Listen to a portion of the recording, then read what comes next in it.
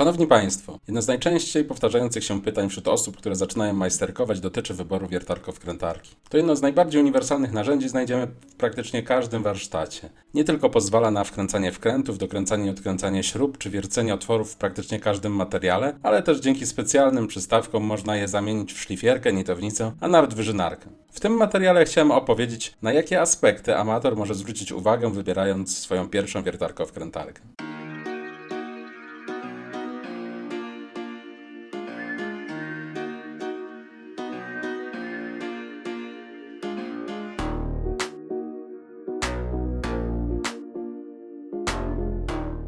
Swoją analizę zacznę od omówienia sposobu zasilania wiertarko-wkrętarek. Często ta decyzja znacząco ogranicza zbiór dostępnych możliwości. Podstawowy podział następuje pomiędzy urządzenia przewodowe i bezprzewodowe. Wśród tych pierwszych mamy obecnie bardzo skromny wybór sprzętów. Na to rozwiązanie decydują się osoby, które martwią się o żywotność akumulatorów, a także o to, że narzędzia nie będą gotowe do pracy, gdy będą potrzebne ze względu na rozładowane baterie. Zaletą takich urządzeń jest to, że moc nie zmienia się wraz ze stopniem rozładowania baterii. Niektóre z tych sprzętów można kupić w naprawdę atrakcyjnej cenie, około kilkudziesięciu złotych. Więcej o widocznej tutaj wiertarko-wkrętarce możecie się dowiedzieć z recenzji Marcina z kanału CCZ Czas Coś Zrobić. Alternatywą dla rozwiązań przewodowych są sprzęty akumulatorowe. Najczęściej będą wyposażone w wymienne akumulatory, które można stosować też w innych narzędziach w ramach tzw. systemów. Rzadko spotykamy rozwiązania z wbudowanymi akumulatorami. Jeszcze kilkanaście lat temu na rynku dominowały baterie niklowo-kadmowe. Obecnie podejrzewam, że ciężko byłoby kupić taki sprzęt nowy, ale na rynku wtórnym albo gdzieś u rodziny czy u znajomych wciąż taką starą wkrętarkę można dostać. Akumulatory budowane były z ogniw o napięciu 1,2 V, układanych na sztort. Często w ich konstrukcji jedno lub dwa ogniwa umieszczane były na pozostałych i w tym miejscu obudowa miała część wtykową. Przez krótki czas niektóre marki stosowały też akumulatory oparte o ogniwa niklowo-wodorkowe. Gdy zaczęto zmieniać typ ogniw na litowo-jonowy, producenci zaczęli odchodzić od tej konstrukcji. W konsekwencji ich nowe systemy bateryjne nie były kompatybilne ze starymi. W zasadzie jedyną znaną mi marką, która zachowała wsteczną zgodność, było Ryobi. Konsekwencją tej kompatybilności jest z jednej strony widoczny kształt akumulatorów, ale z drugiej możliwość stosowania starych baterii w nowych sprzętach i nowych baterii w starych narzędziach. Nie można tylko mieszać ładowarek. Zastosowanie ogniw litowo-jonowych pozwoliło na wyeliminowanie wielu problemów związanych z wcześniejszymi bateriami. Zniknął problem efektu pamięci, przy prawidłowym przechowywaniu baterii znacznie poprawiła się ich żywotność. Nieużywane nie rozładowują się tak szybko, dzięki czemu nie ma problemu, że narzędzie nie będzie gotowe do pracy, gdy jest potrzebne. Co więcej, baterie obecnie można dosyć szybko naładować. Takie baterie budowane są w oparciu o pakiety składające się z jednego lub kilku szeregowo połączonych ogniw litowo-jonowych. Ja będę nazywał je modułami. Aby zwiększyć pojemność baterii oraz maksymalny ciągły prąd rozładowywania, który wpływa na maksymalną moc osiągalną przez narzędzia, wspomniane moduły mogą być łączone równolegle w pakiety. Aktualnie najczęściej jeszcze do budowy baterii wykorzystuje się ogniwa 18650. Ponieważ zagadnieniu akumulatorów w elektronarzędziach można byłoby poświęcić oddzielny materiał, w tym filmie ograniczę się tylko do najistotniejszych informacji. Wspomniane ogniwa w trakcie pracy zmniejszają swoje napięcie. Całkowicie naładowane mają maksymalne napięcie troszkę ponad 4 V, a średnio w trakcie pracy 3,6 V. W zależności od producenta, a nawet rynku, na który wprowadza on swoje urządzenia, odnosi się w oznaczeniu albo do wartości szczytowych, albo przeciętnych napięcia akumulatora. Ze względu na sposób budowy akumulatorów, napięcia zasilania w systemach bezprzewodowych są aktualnie wielokrotnościami wspomnianych wartości. Ja, niezależnie od oznaczeń producentów, będę się w tym materiale posługiwał odniesieniami do przeciętnych wartości napięć akumulatorów. Najniższe napięcie akumulatorów stosowanych obecnie w wiertarko-wkrętarkach wynosi zatem 3,6 V. W zasadzie głównie mamy tutaj do czynienia z tak zwanymi wkrętakami elektrycznymi, takimi jak np. Bosch Xio czy Bosch Go, wyposażonymi w wbudowane akumulatory i uchwyty sześciokątne. Jakiś czas temu Bosch jednak zaproponował swój system nazwany U-Series, który zasilany jest wymiennymi akumulatorami o napięciu 3,6 V. W ramach tej rodziny narzędzi znajdziemy wkrętarkę z klasycznym samozaciskowym uchwytem wiertarskim. Następna klasa elektronarzędzi to te zasilane akumulatorami o napięciu 7,2 V, zbudowanymi na bazie dwóch połączonych szeregowo ogniw 18650. W tym przypadku oferta jest jeszcze skromniejsza i w zasadzie ogranicza się głównie do wkrętaków elektrycznych z uchwytami sześciokątnymi Kolejna klasa narzędzi zasilana jest akumulatorami o napięciu 10,8 V. W tym przypadku mamy dwie konstrukcje akumulatorów. Pierwsze tak zwane wtykowe, w których pierwszy moduł, to znaczy pierwsza trójka ogniw, wsuwana jest w rękojeść, a w przypadku baterii o wyższych pojemnościach, zbudowanych na bazie więcej niż jednego modułu, kolejne trójki ogniw umieszczane są w stopce. Drugie rozwiązanie to akumulatory wsuwane, podobnie jak stosuje się w systemach zasilanych wyższymi napięciami. Baterie mają bardziej regularny kształt, nasuwane są na spód rękojeści, ale w ten sposób wiertarko-wkrętarka zawsze będzie miała stopkę. Co ciekawe, np. Metabo oferuje równolegle systemy 10,8 V oparte o jedno i drugie rozwiązanie. Aczkolwiek wydaje się, że rozwijanym jest tylko ten drugi z systemów. Pierwszy typ konstrukcji akumulatorów występuje w systemach niebieskiego Boscha czy Milwaukee M12. Niektóre marki proponują wiertarko-wkrętarki zasilane akumulatorami o napięciu 14,4 V. Aktualnie jednak raczej nie rozwija się systemów o takich napięciach. Najpopularniejsze są zaś systemy 18V, czy u niektórych producentów oznaczane jako 20V. Tak jak wspomniałem, wszystko zależy, czy producent w swoim oznaczeniu opiera się o maksymalne czy średnie napięcie akumulatora w trakcie pracy. Baterie te składają się z 5-ogniwowych modułów. Oczywiście w bateriach o większej pojemności wykorzystuje się kilka równolegle połączonych modułów. Niektórzy producenci, jak np. Hilti oraz ostatnio Flex, zdecydowali się oprzeć swoje systemy na modułach składających się z 6 szeregowo połączonych ogniw. Z kolei Milwaukee zaoferowało system M28, który był zasilany akumulatorami o maksymalnym napięciu 28 V. Następne są dopiero systemy oparte o średnie napięcie 36 V. Takie w swojej ofercie miał np. Bosch.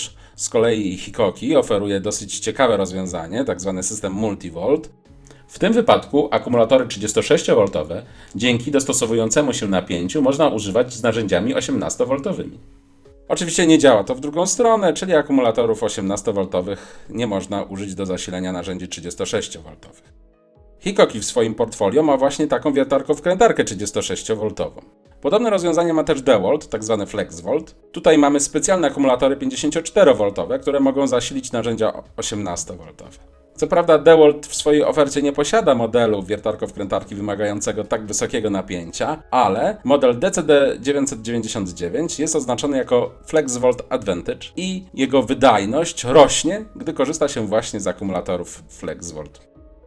W przypadku systemów 10,8V najczęściej wskaźnik naładowania akumulatora znajduje się na narzędziu. Jednak nie wszystkie sprzęty są w niego wyposażone. W szczególności często są go pozbawione najtańsze modele wiertarko-wkrętarek.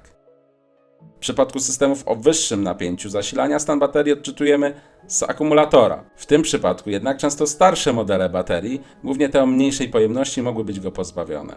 Zatem należy uważać, żeby nie trafić na połączenie wiertarko-wkrętarki z baterią, gdzie brakować będzie jakiegokolwiek wskaźnika naładowania akumulatora. Obecnie wiodący producenci elektronarzędzi bezprzewodowych zaczęli wprowadzać do swoich ofert akumulatory oparte o ogniwa 21700. Mają one takie same napięcie średnie i maksymalne, natomiast większą gęstość energii, pojedyncze ogniwa mają wyższe maksymalne prądy rozładowywania i charakteryzują się wyższymi pojemnościami per ogniwo. Ale są też minimalnie większe od swoich poprzedników. Konkretnie średnica nowych ogniw jest o 3 mm większa i są dłuższe o 5 mm. To powoduje, że nowsze akumulatory mają ciut większe gabaryty. W przypadku systemów 18V nie rodzi to większych problemów, ale dla systemów 10,8 V opartych o baterie wtykowe, których maksymalna szerokość nie przekracza 40 mm, praktycznie niemożliwe jest proste przejście na nowy typ ogniw. Czy zatem kupując wiertarko-wkrętarkę skazujemy się na cały system narzędziowy? Niekoniecznie. Przede wszystkim marki próbują tworzyć standardy, udostępniając swoje rozwiązania w zakresie zasilania innym producentom. Jak choćby platforma CAS, którą można zasilić 18V Metabo i Mafela. Baterie niektórych producentów pasują do narzędzi innych marek, ale nie zawsze kompatybilność jest dwustronna, nawet jeśli jest dwustronna, to nie zawsze jest jawnie podana, jak w przypadku 12V Boschy i 12V Bernerów czy Wurtów. Jednak w dobie powszechnego wydruku 3D adaptery między systemami są powszechne i łatwe do zdobycia. Jak choćby widoczne na filmie przejściówka między akumulatorami M18 a narzędziami Ryobi. W kilku jednak przypadkach trudno takie adaptery. Ciężko wyobrazić sobie taką przejściówkę z akumulatorów Ryobi na inny system 18V albo z jednego systemu 10,8V wtykowego na jakikolwiek inny o tym samym napięciu. Należy jednak pamiętać, że często nie wykorzystamy takiego adaptera do ładowania baterii w innej ładowarce niż właściwa dla danego systemu. Czym kierować się przy wyborze wiertarko-wkrętarki, patrząc z perspektywy zasilania? Według mnie po pierwsze, aby była bezprzewodowa, zasilana akumulatorami litowo-jonowymi. Po drugie, aby takie akumulatory były łatwo dostępne na rynku. Po trzecie, aby można było je szybko naładować. Po czwarte, aby w ramach takiego systemu były dostępne także inne interesujące nas narzędzia. Po piąte, jakością ogniw stosowanych w bateriach. Po szóste, cenami akumulatorów lub ich zamienników. Oczywiście wybór rodzaju zasilania, w szczególności napięcia akumulatorów w przypadku sprzętów bezprzewodowych wpływa na maksymalne możliwe do osiągnięcia parametry pracy sprzętów, takie jak moc, maksymalny moment obrotowy czy maksymalna szybkość obrotowa. Przyjrzyjmy się zatem tym aspektom. Zaczynając od silnika. Najczęściej zadawane pytania w tym kontekście dotyczą wyboru między silnikami bezszczotkowymi a szczotkowymi. Te pierwsze są oczywiście nowocześniejsze, pozbawione szczotek, co objawia się m.in. brakiem charakterystycznego iskrzenia. Ich rolę w pewnym sensie przejmuje elektronika. Zatem ich eksploatacja jest łatwiejsza, rzadziej ulegają awarii, są cichsze, mniejsze i mają wyższą sprawność, a zatem przy tej samej mocy elektrycznej są w stanie dostarczać wyższą moc mechaniczną. Można też na to spojrzeć z drugiej strony. Przy tej samej mocy mechanicznej, jak silniki szczotkowe, potrzebują mniej mocy elektrycznej, a zatem patrząc z praktycznego punktu widzenia wolniej rozładowują akumulatory. Jednak są to jednostki droższe, a ich ewentualna awaria może być problematyczna w naprawie. W wiertarko-wkrętarkach, aby uzyskać pożądane parametry pracy, stosuje się przekładnie planetarne. Obecnie nawet w najtańszych sprzętach stosuje się metalowe zębatki. Stosowane przekładnie w wiertarko-wkrętarkach mogą być jedno-, dwu-, trzy- lub nawet czterobiegowe.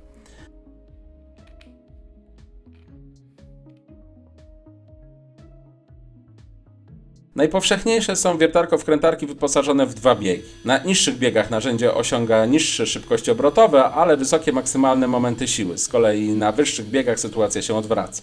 Im więcej biegów, tym większa swoboda ustawiania narzędzia. Oczywiście zwykle szybkość obrotową można regulować poprzez stopniowe wciskanie spustu. Wkręcenie wkręta ciesielskiego 10×260 w sosnę wymaga maksymalnego momentu na poziomie niecałych 30 Nm. Należy pamiętać, że jest to wkręcanie miękkie i moment obrotowy osiągany przez wkrętarki w takim przypadku jest niższy od maksymalnego. Jeżeli producent nie podał oddzielnej wartości, możemy szacować, że taki moment będzie wynosił od około 50 do około 66% maksymalnej wartości, czyli tej określanej dla wkręcania twardego. Jednak najmocniejsze wiertarko-wkrętarki w systemach 10,8 V osiągają już takie wartości momentów, by podołać wspomnianemu zadaniu. Tym bardziej większość sprzętów 18V. Najmocniejsze wiertarko-wkrętarki, pracując na drugim biegu, są w stanie podołać temu zadaniu w czasie porównywalnym z zakrętarkami udarowymi. Trudnym zadaniem może się okazać wiercenie otworów w drewnie o dużej średnicy wiertłami samoprowadzącymi, jak np. widoczny Irving Blue Groove. Widać, że z takim 32 mm wiertłem wiertarko-wkrętarka zasilana napięciem 10,8 V może mieć kłopot.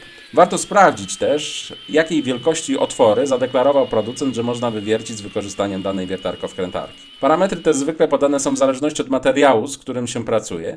Niemniej jednak dla drewna niektórzy producenci określają te parametry również w zależności od typu wiertła. Ja jestem zwolennikiem silników bezszczotkowych. Oczywiście wydawać się by mogło, że im mocniejszy, tym lepszy. Jednak parametr ten jest powiązany z innymi aspektami, które zostaną omówione za chwilę, choćby takimi jak wielkość narzędzia czy zakres pracy sprzęgła. Zatem nie zawsze warto przesadzać z mocą wiertarko-wkrętarki. Właśnie cechą wyróżniającą wiertarko-wkrętarki jest posiadanie sprzęgła, które pozwala ograniczać maksymalny moment obrotowy. Dzięki temu możemy dosyć bezpiecznie wykonywać nawet delikatniejsze prace. Takim powszechnym przykładem przydatności sprzęgła jest skręcanie mebli. Obecnie coraz częściej w wiertarko-wkrętarkach wykorzystuje się zamiast rozwiązania mechanicznego elektroniczną implementację sprzęgła. Używałem jednych i drugich i przyznam, że nie odczuwałem specjalnie różnicy. Dużo może jednak zależeć od konkretnego rozwiązania. W niektórych przypadkach praca sprzęgła elektronicznego może zależeć od biegu.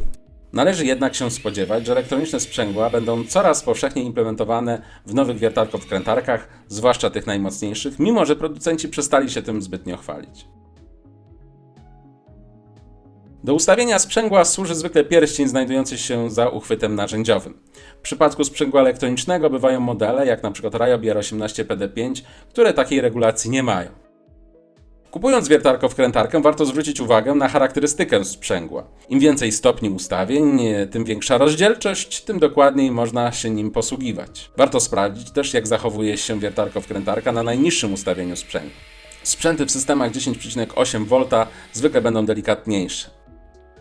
Z kolei im narzędzie charakteryzuje się wyższym maksymalnym momentem obrotowym, tym mocniejsze będzie nawet na najniższym ustawieniu sprzęgła. Widać znaczącą różnicę w działaniu między Boschem GSR 12V35FC a Milwaukee M18 FPD2. Należy też pamiętać, że maksymalny moment obrotowy uzyskiwany na najwyższym ustawieniu sprzęgła będzie niższy, a czasami nawet stanowczo niższy niż w sytuacji, gdy sprzęgło jest wyłączone, co na pierścieniu wyboru trybów pracy oznaczone jest zwykle symbolem wiercenia. Niektóre wiertarko-wkrętarki mają możliwość wiercenia z wykorzystaniem tzw. udaru elektromechanicznego. Nie jest on tak efektywny jak w przypadku udaru pneumatycznego znanego z wiertarek udarowych SDS, ale czasem bywa pomocny. Jednak na wiertarko-wkrętarkę z tą funkcją warto się skusić albo gdy jesteśmy świadomi potencjalnych zastosowań takiego udaru, albo gdy brak jej odpowiednika w wariancie bez udaru. Trzeba bowiem pamiętać, że mechanizm udaru zauważalnie zwiększa masę urządzenia, a także wydłuża jego korpus. Przedstawię teraz zróżnicowanie wiertarko-wkrętarek ze względu na uchwyt narzędziowy. Najczęściej wiertarko-wkrętarki wyposażone są w samozaciskowe uchwyty wiertarskie, jednak i między nimi bywają różnice. Przede wszystkim może się nam rzucić w oczy materiał, z którego wykonany jest wierzch uchwytu. Obecnie najczęściej jest on metalowy, kiedyś częściej spotykano plastikowy. Nie demonizowałbym jednak tego drugiego rozwiązania, zwłaszcza że w obu przypadkach wnętrze uchwytu wykonane jest z metalu. Istotniejszym może być zakres rozstawu szczęk, determinuje on bowiem, z jakiego osprzętu będziemy mogli korzystać. Zwykle w przypadku systemów 10,8 V powszechnie wykorzystuje się uchwyty umożliwiające montaż osprzętu o średnicy od niecałego milimetra do 10 mm, co oznacza, że o ile malutkie wiertła chwycimy bez problemu, a nawet typowy osprzęt, nawet wiertła Forstnera o średnicy 40 mm powinno dać się założyć, to już wierteł krętych o dużych średnicach, zwłaszcza z chwytem podtaczanym do około 13 mm, nie użyjemy. W przypadku wiertarko-wkrętarek zasilanych akumulatorami o wyższym napięciu częściej spotykamy uchwyty o zakresie od 1,5 do 13 mm, co oznacza, że choć tych najcieńszych wierteł nie wykorzystamy, to praktycznie cały pozostały osprzęt będzie nadawał się do użycia.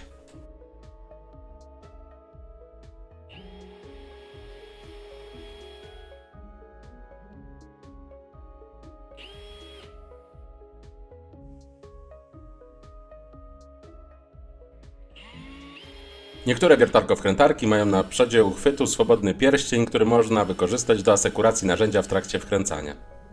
Niektóre modele wkrętarek posiadają odpinane uchwyty wiertarskie.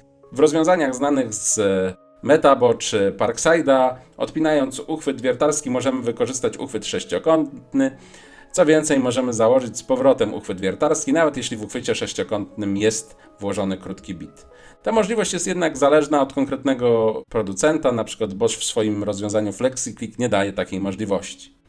Oczywiście w przypadku wymiennych głowic łatwiej o to, by powstały luzy na uchwycie wiertarskim. Wiertarko-wkrętarki z wymiennymi głowicami są dostępne zarówno w systemach 10,8 V, jak i 18 V. Warto tutaj wspomnieć, że 18V Bosch FlexiClick ma głowicę udarową SDS. Z kolei Metabo w swoim rozwiązaniu Quick ma tzw. mnożnik momentu, który pozwala uzyskać trzykrotne zwiększenie momentu obrotowego. Niektóre marki oferują wiertarko-wkrętarki wyposażone jedynie w uchwyt sześciokątny. Ciekawe rozwiązanie oferuje Works z modelem Switch Driver, który ma dwa uchwyty, które można wykorzystywać na zmianę, fizycznie przełączając między nimi. Kupując wiertarko-wkrętarkę warto upewnić się, że uchwyt nie ma zauważalnego bicia osiowego. Kolejny aspekt, który czasem może okazać się kluczowy, zwłaszcza gdy narzędziem będziemy dłużej pracować, to ergonomia. Składa się na nią wiele czynników, przede wszystkim wymiary. Dobrze by było, aby korpus był w miarę krótki. Między innymi dlatego, że łatwiej operować taką wiertarko-wkrętarką nawet w trudno dostępnych miejscach. A długości korpusów potrafią się diametralnie różnić. Narzędzia zasilane niższymi napięciami są zwykle mniejsze, dodatkowo w modelach ze zdejmowanym uchwytem wiertarskim możemy skrócić wiertarko-wkrętarkę o kilka centymetrów. W zależności od modelu nawet do długości około 11 cm. W przypadku narzędzi 18V, które średnio są zwykle większe, długości korpusów mogą się wahać od kilkunastu do 20 kilku centymetrów. Kolejna kluczowa sprawa to długość rękojeści. Zgodnie z zasadami projektowania powinna ona mieć długość co najmniej 10 cm, aby można było ją swobodnie chwycić całą szerokością dłoni. Jej średnica z kolei powinna mieścić się w przedziale od 30 do 50 mm. I warto tutaj zwrócić uwagę, że wiertarko-wkrętarki w systemach 10,8 V z akumulatorami wtykowymi mają uchwyt mieszczący się w górnej granicy tych zaleceń. Wynika to z faktu, że wewnątrz rękojeści musi być wystarczająco dużo miejsca, aby pomieścić akumulator składający się z 3 ogniw 18650.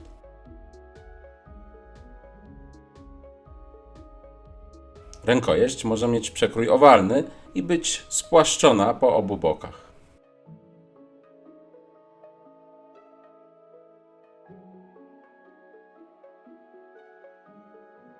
Łatwo sprawdzić, czy grubość uchwytu jest dla nas odpowiednia. Po jego pewnym objęciu dłonią kciuk powinien delikatnie zachodzić na pozostałe palce. Uchwyt może być delikatnie przewężony przy stopce. Dodatkowe wyprofilowania pod palce powodują, że spada komfort użytkowania dla osób, dla których będą one niedopasowane.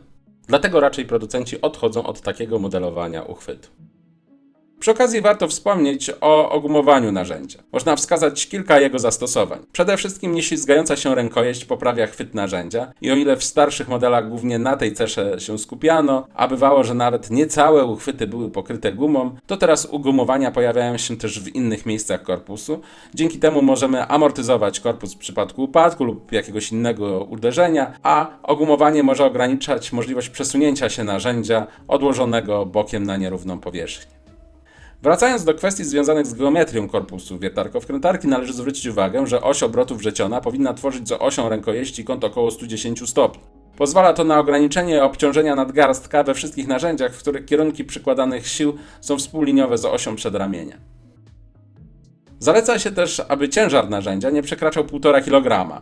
Warto zauważyć, że w przypadku wiertarko-wkrętarek zasilanych akumulatorami o niższych napięciach jest to łatwe do osiągnięcia. Z kolei wiertarko-wkrętarki 18V wyposażone w udar elektromechaniczny za akumulatorami o wyższej pojemności często przekraczają ten zalecany limit. Sama jednak masa urządzenia to nie wszystko, istotne jest też położenie środka ciężkości.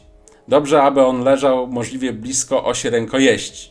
Trzeba też pamiętać, że jego lokalizacja może się zmieniać w zależności od zastosowanych akumulatorów, a także w przypadku wiertarko-wkrętarek z odpinanymi uchwytami narzędziowymi w zależności od zastosowanej głowicy. Na wygodę pracy wpływa też rozmieszczenie przełączników. Chociaż tutaj mogłoby się wydawać, że wszystkie wiertarko-wkrętarki zbudowane są pod tym względem bardzo podobnie, to jednak zdarzają się znaczące różnice. Zacznijmy od pierścienia wyboru trybu pracy i nastawy sprzęgła. Często jest ono w formie pojedynczego wspólnego pokrętła, gdzie stopniowo przełączamy przez wszystkie pozycje ustawienia sprzęgła, a potem pozycję wiercenia, zatem pracy bez sprzęgła i na koniec ewentualnie wiercenie z udarem. Niektórzy mogą zwrócić uwagę, że ustawienie pozycji wiercenia może wymagać większego lub mniejszego przekręcenia pierścienia, co wpływa na szybkość i wygodę przełączania trybu. Bywają też rozwiązania, że funkcję udaru włącza się oddzielnym pierścieniem. Nierzadko też zdarza się, że producent stosuje jeszcze wygodniejsze rozwiązanie i jednym pierścieniem ustawiamy sprzęgło, a na drugim wybieramy tryb pracy – wkręcanie, wiercenie lub wiercenie z udarem. Podejście to jest o tyle wygodne, że gdy skończymy wiercić i chcemy wrócić do poprzedniego ustawienia sprzęgła, to nie musimy pamiętać, jakie ono było. Co ciekawe, taką funkcjonalność też zapewnia np. wiertarko-wkrętarka Ryobi R18 PDBL z elektronicznym sprzęgłem, mimo że mamy tutaj jeden wspólny przełącznik do ustawiania sprzęgła i wybierania trybu pracy. Właśnie zastosowanie rozwiązań w stylu elektronicznego sprzęgła pozwala na przesunięcie tego przełącznika, co np. wykorzystał Works w swoim modelu Switch Driver, lokując pokrętło do ograniczenia momentu obrotowego blisko stopki. Przełącznik biegów z kolei zwykle umieszczany jest z wierzchu korpusu, niezależnie czy liczy 2, 3 czy 4 ustawienia. Jednak i od tego rozwiązania są odstępstwa. Na przykład w tym starszym modelu wiertarko-wkrętarki Parkside'a wspomniany przełącznik znajdujemy z tyłu na obu bokach korpusu. Przełącznik kierunku obrotów to kolejny manipulator, którego lokalizacja wydaje się oczywista. Fakt, bywa on przesunięty bardziej do przodu lub do tyłu, czasem ma większy lub mniejszy skok, co oczywiście wpływa na wygodę użytkowania. Jednak i w jego przypadku są odstępstwa od tradycyjnej konstrukcji. Malutka wkrętarka z serii Bosch U-Series, przełącznik ten ma połączony z ustawianiem biegów. Z kolei w wiertarko-wkrętarce Milwaukee M12 FDDX kierunek obrotów ustawiamy przyciskami znajdującymi się na wierzchu korpusu. Teraz wspomnę o kilku czynnikach, które również można uwzględnić przy wyborze wiertarko-wkrętarki. Przede wszystkim hałas, który dla narzędzi o zbliżonych parametrach może różnić się nawet o kilka decybeli.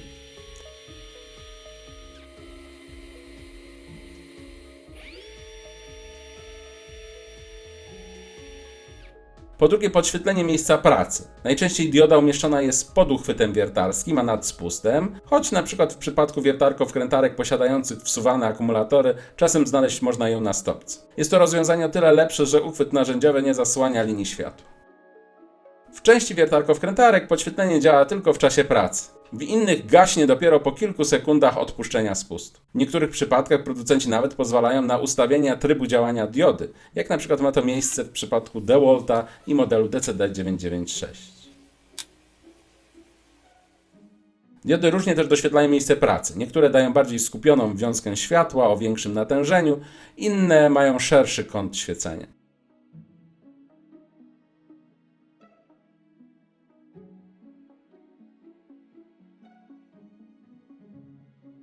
W przypadku wiertarko-wkrętarek charakteryzujących się wysokimi momentami obrotowymi, często nieodłącznym elementem wyposażenia jest dołączony boczny uchwyt, zwykle na długim ramieniu. Pozwala on na utrzymanie narzędzia, nawet gdy na skutek nagłego wzrostu oporu przy wierceniu lub wkręcaniu narzędzie mogłoby zostać wyrwane nam z rąk. Obecnie zaczęto stosować elektroniczne systemy przeciwdziałaniu takiemu zjawisku, nazywane są zwykle kickback control. Boczny uchwyt często też stosowany jest nawet w słabszych wiertarko-wkrętarkach, ale wyposażonych w udar elektromechaniczny. Ma on pomagać odpowiednio dociskać narzędzie w trakcie pracy, co jest kluczowe dla zwiększenia efektywności tego trybu. W odróżnieniu do wiertarek, tylko nieliczne wiertarko-wkrętarki posiadają za uchwytem wiertarskim kołnierz 43 mm, który pozwoliłby na wykorzystanie przystawek w stylu np. stojaka Wolfcraft Techmobil.